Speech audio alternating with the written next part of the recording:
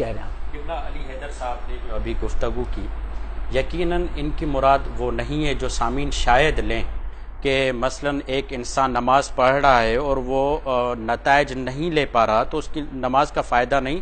تو قبلہ یہ نہیں کہہ رہے کہ اس کو نماز چھوڑ دینی چاہیے یا روزہ اسے چھوڑ دینا چاہیے، بلکہ قبلہ کے کہنے کا مطلب یہ ہے کہ انسان اس بات کی طرف توجہ کرے کہ کس انداز سے اس کو آداب سے انجام دوں کہ وہ نماز میرے لیے اقم الصلاۃ ان الصلاۃ تنہا عن الفحشاء والمنکر کا مصداق بن جائے.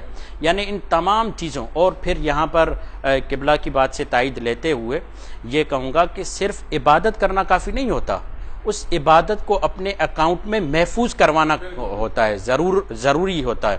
علماء کرام جب ہم نماز کے باب میں جاتے ہیں تو ہمیں یہ نصیحت کرتے ہیں کہ آپ صرف نماز نہ پڑھو بلکہ اس نماز کی قبولیت کے بھی مقدمات فراہم کرو، نماز کو اس کی روح کے ساتھ انجام دو. نماز پڑھنے کے بعد اس کی قبولیت کے بھی اہتمامات کروائیں.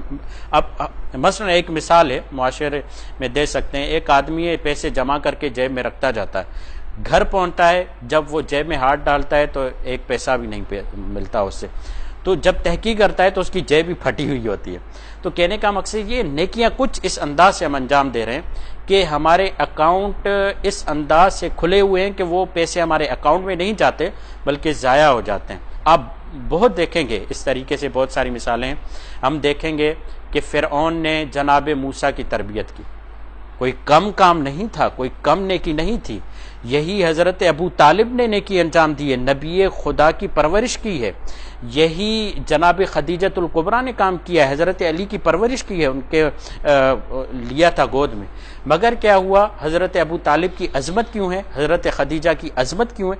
اس لیے کہ انہوں نے نہ صرف یہ نیکی کی بلکہ اپنے نیکی کو اپنے اکاؤنٹ میں محفوظ کروایا، قبول کروایا، اس کو مرحلہ قبولیت پر پہنچوایا کہ آج ہم ان دونوں کی ثنا کرتے ہیں، علیہم السلام کہتے ہیں انہیں، ان پر درود و سلام بھیجتے ہیں.